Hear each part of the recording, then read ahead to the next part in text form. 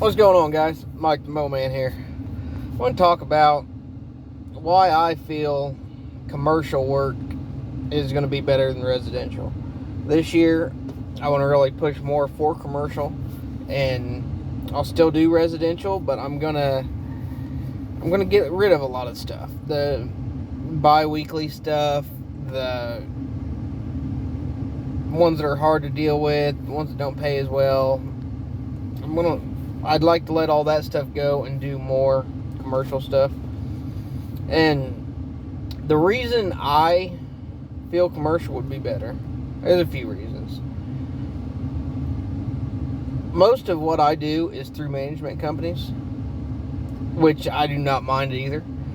A lot of people say don't do work with management companies. Management companies are horrible. And honestly, I like dealing. Right now, I deal with 4 different large national management companies. And out of those 4, I have not had an issue. I'm finding as long as you do the things how they want it, I've got to deal with the app, take some pictures. That's not too bad once you get used to it.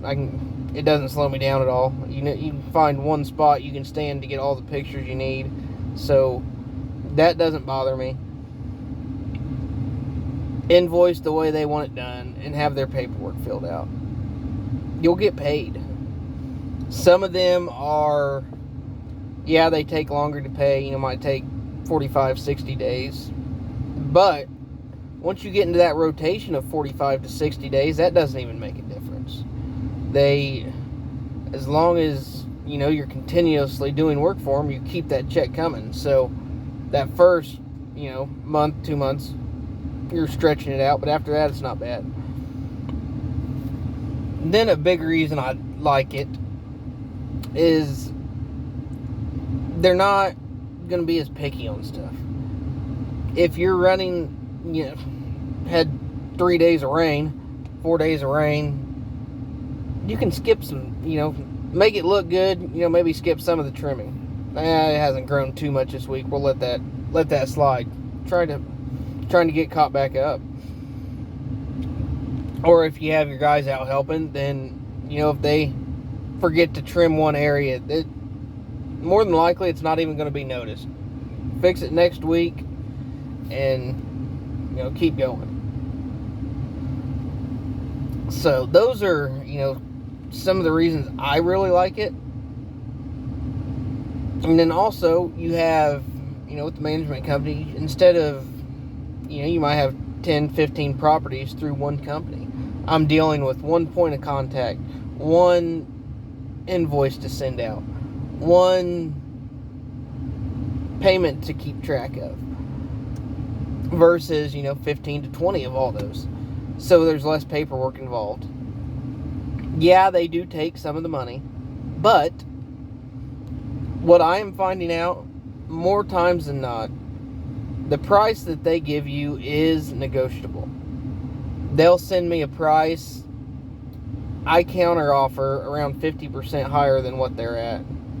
And they're coming in somewhere around 30% is what they come back at me with. And that puts me at a point where I'm okay with. I'm still, making what I want to make per hour and doing all right there. They're making some money. But they're not taking that much money off the top, like a lot of people say. It's not like they're taking half the money. They might be taking $5, $10 per property per occurrence. But, they're doing this on thousands of properties. So that's how they're getting their money. They don't have to take a whole lot when they have a whole lot of properties. So, to me, it works. I think a lot of the people that say it does not work, a lot of them have probably never even tried it. They're listening to what other people have said.